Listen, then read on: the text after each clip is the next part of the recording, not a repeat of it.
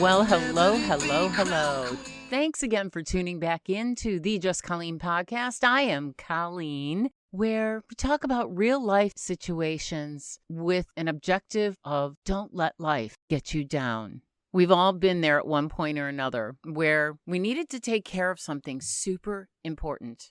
And then, a few weeks later, we get a reminder. Sometimes a not so good or happy reminder that it needed to be done. Well, to be completely honest, this just happened to me not too long ago. And I remember instances in my past where this took place also. So in this situation, I needed to resend some very important paperwork. But then life happened. Loss of internet, developing a plan for the winter season, work, and all in all, really, I forgot. Back when I initially indicated that I was going to send this paperwork over, I have been unable to just jump in a car and take care of it. I have to rely on other people. Well, then I received recently a not so nice voice message, and then immediately following a text while I was working. As soon as I got off work, I texted back, then I made a few phone calls so that I could get a solid ride into town the following day to get the paperwork out. Feeling literally threatened by the voice message, I chose to return via text in lieu of calling him back. That feeling that you get sometimes in the pit of your stomach? Yeah, that one. Well, that's what made me feel that it was much better to text and wait for the caller so that I could no longer feel a threat than to reach out a day or so later with a phone call, once things have kind of eased down a little bit. So here's my question. What would you have done if you felt the call was threatening enough? Would you pick up the phone and call back and apologize and explain your excuses? Legitimate or not, no matter your explanation, in their eyes, it remains to be seen as an excuse, which in a sense, actually, what it is. It is an excuse. However, on that same token, on the flip side, should that person be threatening you or make you feel threatened in any way in the first place, no matter how angry they are with you, your issue now became their issue. Okay, so now what? Firstly, take care of the matter at hand as promptly as possible if you are able, and let the other person know details on how you are handling the situation, whether they want to know all the details or not. Remain strong and do your best to not go back on your words that you have relayed or the promises that you have made to this other person. Once you take care of this, the matter is over and done with, right? And you no longer have obligations or interactions with this person, right? Yet, does this really solve the situation in its whole? I'm here to tell you, no, it doesn't. Not really. And only you can take responsibility for your actions, not your situation or excuses, as legitimate as they may seem. A wise read is The 4 Agreements by Don Miguel Ruiz, which I actually find myself referring back to quite often. The 4 Agreements reads as follows, and I will also leave a link in the description. Number 1 is to be impeccable with your word. Just do your best to only speak, think, and relay your truth. Number 2, do not take anything personally. When someone expresses anger, they are releasing a fear. It's their fear. It's not yours. Number 3, do not make assumptions. Well, we all know where this one is going. And number 4, and most importantly, always do your best. When you do your best and be your best self, the whole point here is to learn from your lessons. It's kind of tough self-talk to live by. Having the 4 Agreements by my side, and they are not a sponsor, has been a wonderful reference when I slip. I'm human. Even as a master life coach, I still slip.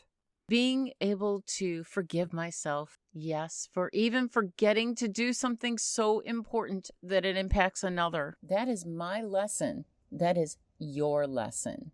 So remain true to yourself. Know that each and every day, daily issues that you come across, they're a lesson.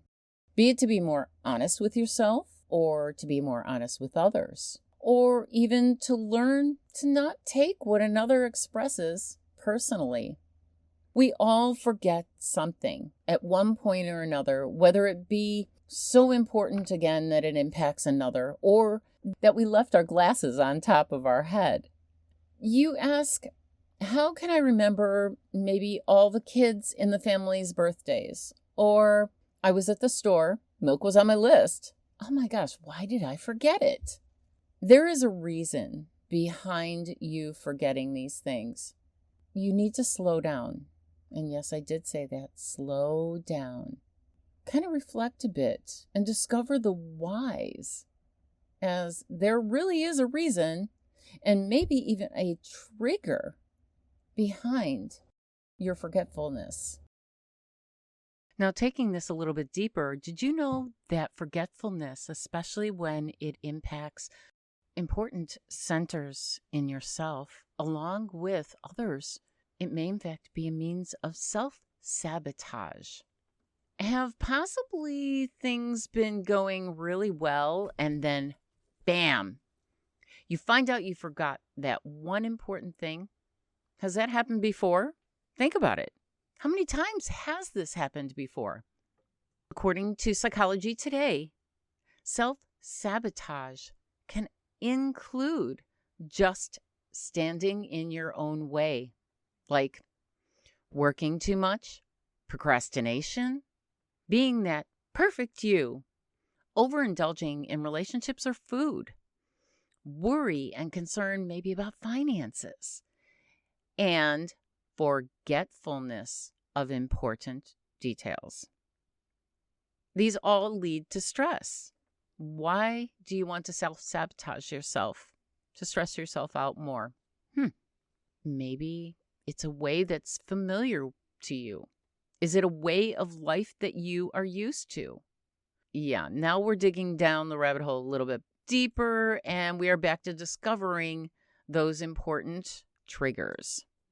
In my situation, discovering my trigger, acknowledging it, acting on it, and resolving it to the best of my ability is my means of saying, okay, I know what I did.